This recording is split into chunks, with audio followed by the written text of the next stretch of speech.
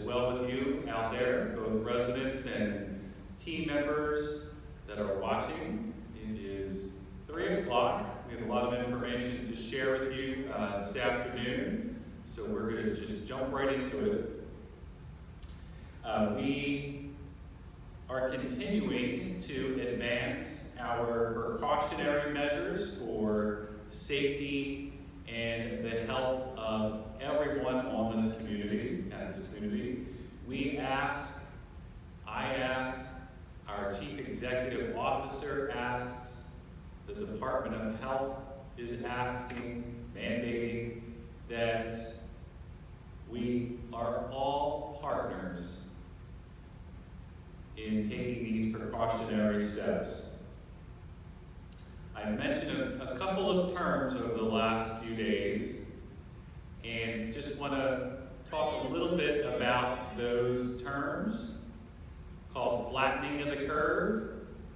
It is our absolute key to success. There is data now coming in from researchers around the globe, which I'll get into in a minute, about how flattening of the curve is working in certain counties and states, along with different countries around the world. So each of these measures of measurements of separation are indeed working around the world. We talk about social distancing, we talk about self-quarantining, and we're talking about isolation. Social distancing at this point is not a choice. You do not have a choice whether you can be in someone's personal space. It is mandatory. 6 feet away from each other is our goal here at Cedarfield. It's our goal in the Richmond area. It's the goal within the Commonwealth of Virginia. And quite frankly, it's the goal of every person on planet Earth. Social distancing is not a term to start using lightly. It's definitely not a term to start making jokes about social distancing. Those of you that have a great sense of humor, we appreciate the sense of humor, but right now social distancing is a term to be taken seriously. It is not a choice. It's mandatory that we practice social distancing. For a lot of reasons, and I'm just going to highlight one. A colleague of mine in Houston, Texas, manages a retirement community, and the residents down in that community weren't really practicing social distancing. So somebody who happened to be, they didn't know at the time, but they do now, has a case of COVID-19.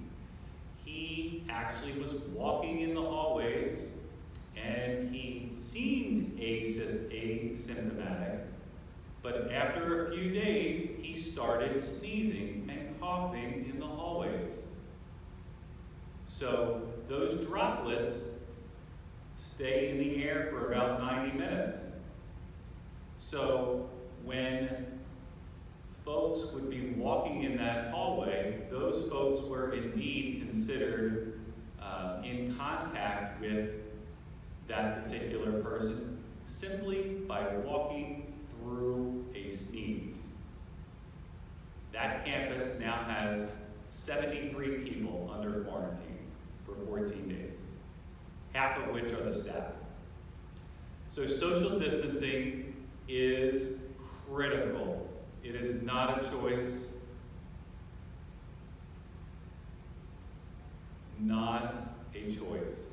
It is mandatory. The World Health Organization, otherwise known as WHO, is modeling a lot of the data that's coming in around the country, and they're using researchers' data from Johns Hopkins University.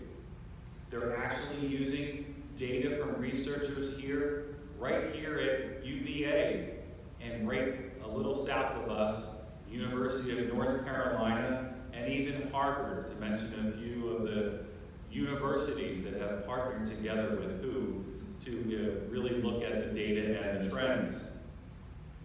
Despite the heightened surveillance and the isolation of individuals who have even suspected cases of COVID-19 and the confirmed cases, a number of the countries around the world, including Singapore, have noticed a trend.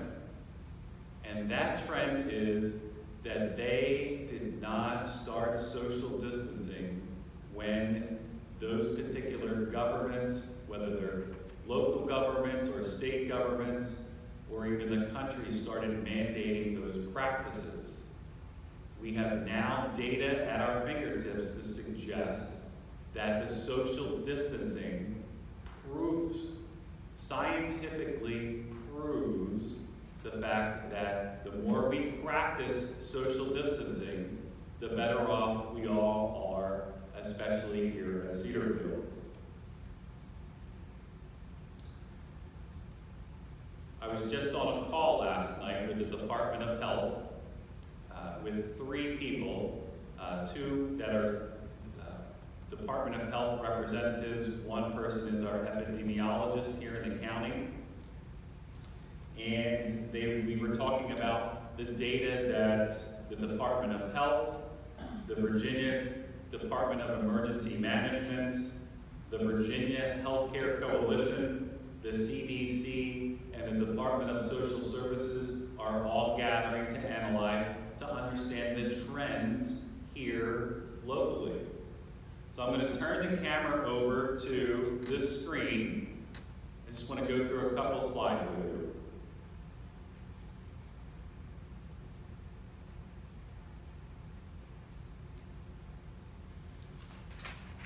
So again, here's the slide about social distancing. The more that we can flatten that curve, you can see the yellow bell curve, the social distancing. The more that we practice social distancing, the more that we can flatten that curve and enable the healthcare professionals to do their part so we're not overloading the healthcare system and yet protecting the most vulnerable among us.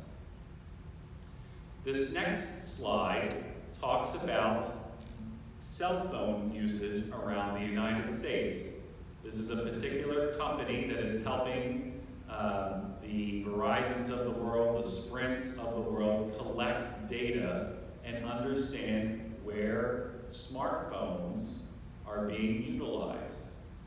So you can see on this particular graph of the United States, the orange is situations in those states where people are traveling quite often, utilizing their cell phones, all the way to the lime green and the dark green of parts of the United States where people are doing a fairly good job of social distancing, given data from their cell phones. So here's a slide here locally by county for the Commonwealth of Virginia. That red arrow points to a general area of the Richmond market along with south of the river. So you can see the benchmark on the top right-hand side with the grade social distancing scorecard that companies are starting to use and utilizing cell phone data to really see what the pattern of travel is of the individual. So that aqua green color that denotes the Richmond market we're doing pretty good in the city of Richmond. You can see other different parts of the Commonwealth that are highlighted in orange, and those folks that are utilizing their cell phones are perhaps not being socially distant because they're traveling more often out of their homes to supermarkets, etc. So this particular company that the government is relying on right now grades the this Commonwealth of Virginia be. I want to talk a little bit about how does this affect us locally. So here's an aerial view of Cedarfield. And given the last 3 days of information, or I call it intel, from residents and team members, these little red dots are hot zones, I call them, here at Cedarfield. So we keep talking about social distancing, and we keep talking about self-quarantining. These red dots are hot zones at Cedarfield for people gathering less than 6 feet from each other. The one on the bottom, that red part on the bottom, really denotes the clubhouse. We have observed, or intel has come into the community, into the admin suite, where on several occasions there have been more than 10 people camped out on the deck of the clubhouse over wanting to view the dredging of the pond, and those 10 people who are on the deck, which is a great place to be, although they're not practicing social distancing. That one red dot that is in the courtyard there next to the new building, I call that the underground social gathering. That's the underground art gallery. We have a lot of intel coming in that not just residents, but team members alike, and a few guests are going into that art gallery and gathering to hide from any other person so that they can talk and communicate with one another. So the other dots are a little bit, make a little bit more sense because of the entrances of the campus.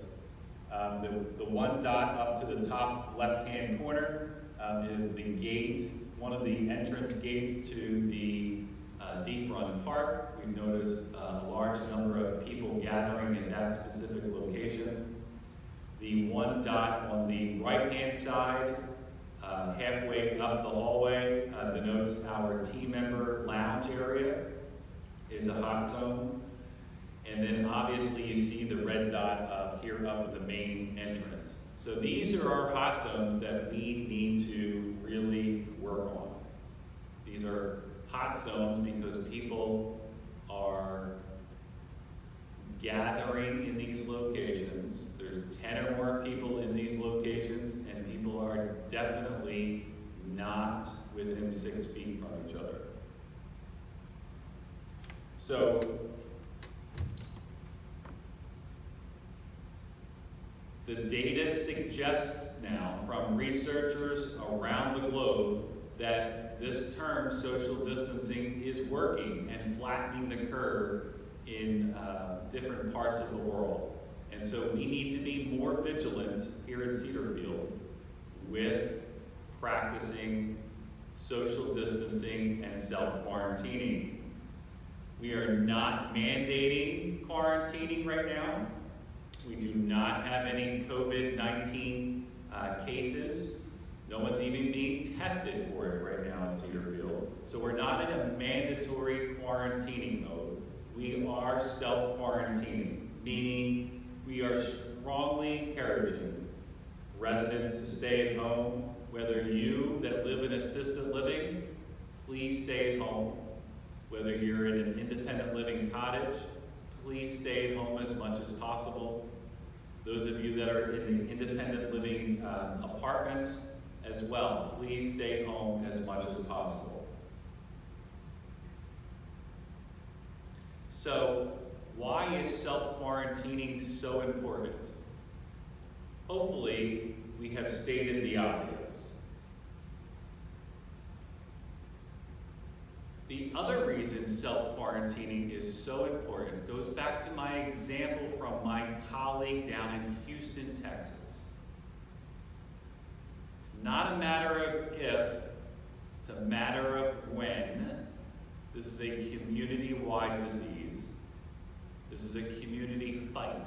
It's a community effort to protect everybody.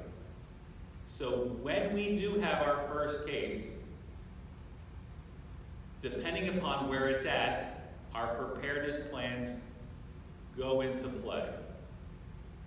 We execute our preparedness plans. The first question that the Department of Health is going to ask me is, who is the PUI? It's an acronym that they're using. Who is our person under investigation? And there are Ann Hopper, Matt Dameron, and I, Melissa Sellers. We have the tools we need quickly to give the Department of Health all the information that they need. From there is probably the most critical part of the whole investigation, which is where self-quarantining and social distancing comes into play. The next question the Department of Health is going to ask me is, who has been in contact with this person? And when they say who's been in contact, they're asking me, who do I know that has been within this PUI, person under investigation, of less than 6 feet? What is their traveling pattern? What doorknobs have they touched? What railings have they touched? Did they travel to their car? How many times did they come in and out of their car? So when I talk about self-quarantining, the more that we practice self-quarantining, and I'm even doing it in my own home, the more that we practice it and adhere to it, the better off we're all going to be when we have our first case. It'll make our lives hopefully a lot easier, because if we're all practicing self-quarantining, the number of people who potentially would be affected is minimized, and therefore the number of people who we have to mandate quarantining actually is reduced as well. So, self-quarantining and social distancing are our two main weapons right now in the fight to mitigate this progression here at the community. And we're in it for the long run. I talked to the Department of Health last night. We were on the phone for 20 minutes. I went over our preparedness plans with them. We talked about our supply provisions. We talked about all the things that we aren't doing, all the things that we are doing, and they did not have one recommendation for us at this point. They were very impressed. In fact, the Department of Health representative said, if other campuses need the expertise of what you have put in place, would you mind consulting or helping out somebody else, another provider? So we're not, to that end, we are not releasing the pedal. The pedal is full force. We are continuing with our preparedness plans. We're not letting up. And everybody has a role in making sure that you are safe. Everyone has a role in being part of the solution, which I've just described over the last 15 minutes. So thank you for listening. We're going to turn over to Matt Dameron, one of our main topics for today. Matt is our Associate Executive Director in charge of Wellness and Leisure. He's also responsible for all the health services components of the building. And Matt has been working very hard with the Wellness and Leisure team to put together the 9 domains of wellness in a program that really can help people isolate without feeling isolated. So Matt? Thank you very much.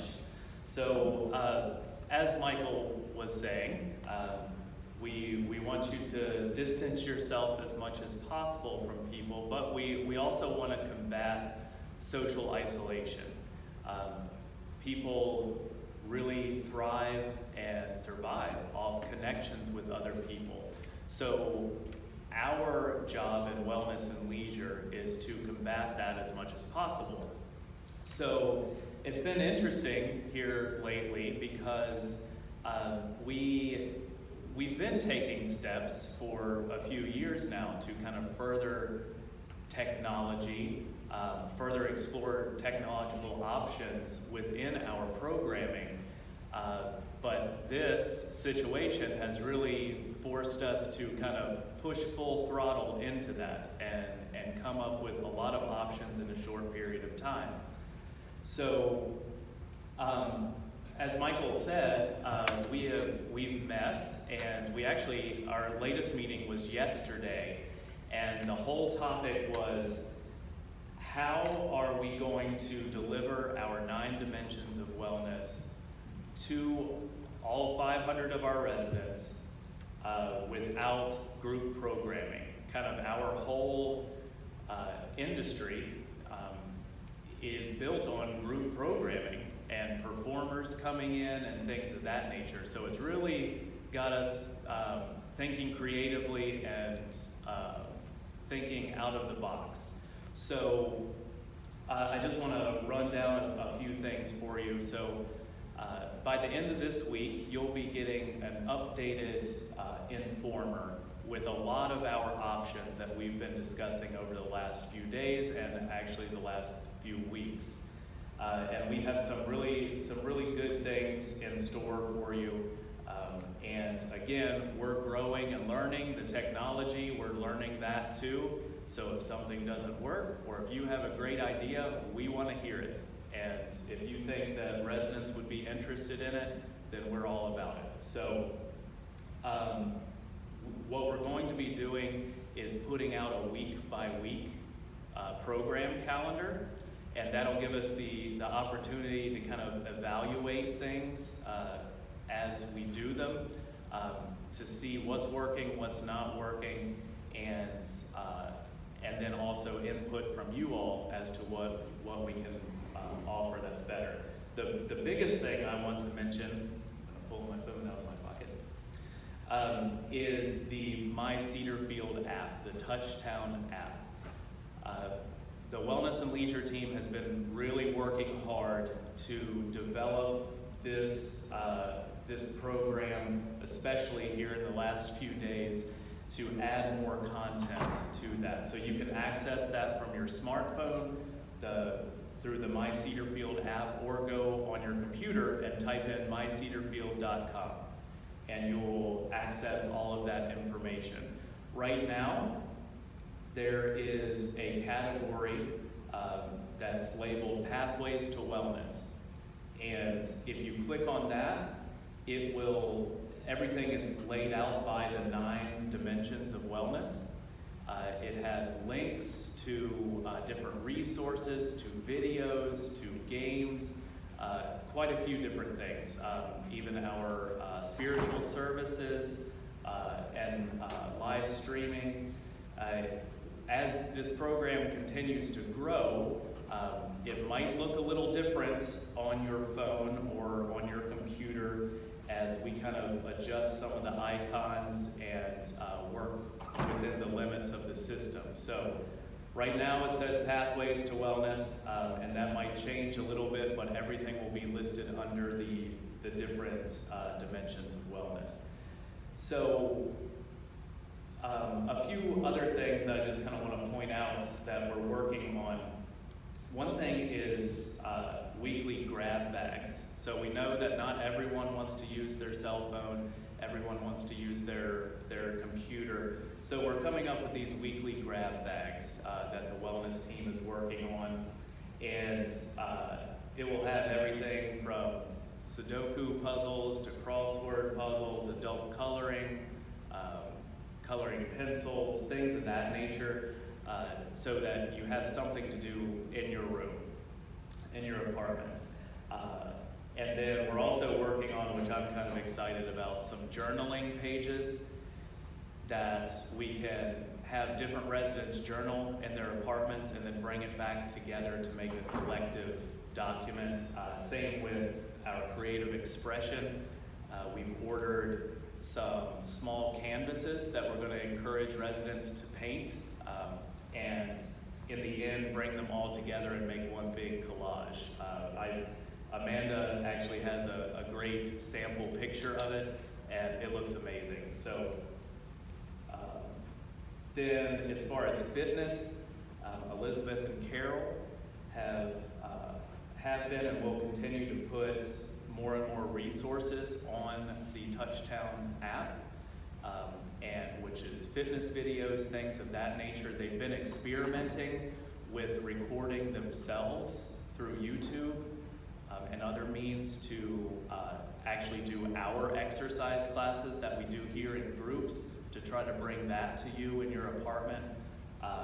So they're experimenting with that. There's a few little kinks here and there, but it'll either be live streaming or recorded on YouTube. Karen Wilder is our dietitian, and she is uploading portions to the dining, diet, and nutrition dimension of the 9 dimensions, and just for different resources, immunity support, things of that nature. And we're also working on potentially doing a kind of a live session like this, which is Ask the Dietitian. So we can call in and ask questions to her. Just a couple other things that I wanted to point out. Lisa, she is our new volunteer coordinator, and she's been kind of thrown in an interesting spot. She started right in the middle of all of this, but has really hit the ground running and has already started up a few programs that I know some of you are participating in. One is the Friendly Neighbor program, where we are getting residents to call other residents and just chat with them, to check up on them, to see things that are needed. So if you are interested in that, either calling someone or being called, please reach out to Lisa. We've heard of some really great connections through that program already. We're also having residents in independent living make cards for our assisted living and healthcare residents. We have a group of knitters that are making face masks for people, and also knitting hats for young children. So we have a few of those programs, and again, a few of those will be outlined in that Informer update on Friday. So we have those. We also have some other opportunities. If you're interested, we have brand new iPads in our assisted living and healthcare areas, where those residents can call and talk to their loved ones. So I'm encouraging you all, if you have friends over in those areas, to let us know, and we can set you up with a FaceTime or a video conference call with them. And we're also reaching out to team members and residents that might have hidden talents that they would like to share over live streaming with our residents. I'm thinking of Kathy Moran right off the top of my head. She'll hate me for that. She plays guitar and sings, so things of that nature that we can really keep it fresh. So again, we're trying a lot of different options. Some will work, some maybe not so great, but we're going to keep pushing every day, add more content to the app, come out with a full schedule of programs that we can offer either in the apartment, through the app, or through live streaming. So we're really excited and trying out this new avenue of delivering services to you. Good. Any questions come in for Matt? No? Okay, thank you, Matt. Appreciate you.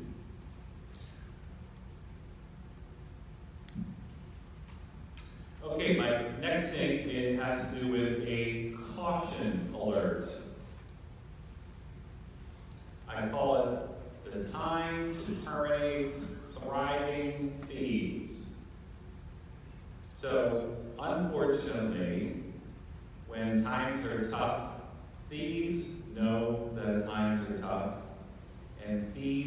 become more desperate in their quest to do things illegally. So I've heard an uptick in phony phone calls. I'm alerting all the residents and team members, quite honestly. Make sure you know who you're talking to on the other end of that phone. There have been many examples here over the last 3 days of residents and team members receiving calls that are really fishy and phony.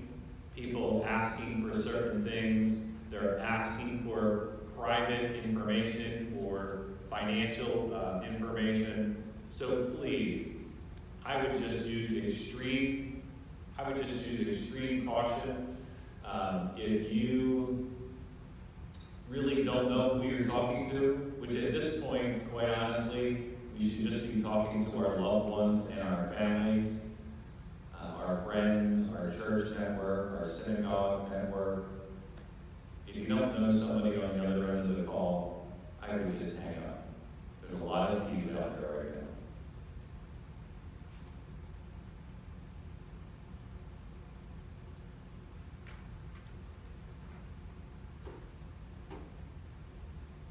I'm going to run down a list of services that we're providing here in the community, just to give you some updates. First, we have to keep a list of residents and team members that are self-quarantining, especially due to traveling. For any of you that are listening, if you have been traveling internationally over the last 14 days, if you travel to New York City, New York State, California, Washington, North Carolina, Ohio, or Florida, I need to know that. Your information will stay confidential with me, but I do need to know that information so that I can adequately communicate with the Department of Health and help the Department of Health understand who we are self-quarantining simply due to traveling. It's another part of the whole social distancing and trying to flatten the curve practice. The more that we know who has been traveling, and we can help those individuals with more of a mandated self-quarantining for 14 days, the better off we're flattening that curve. So please, if you haven't reached out to Renee over the last couple of days, please do so that I can keep that log current. Dining services updates. Hopefully many of you that have tuned into this live streaming yesterday are taking the immunity boost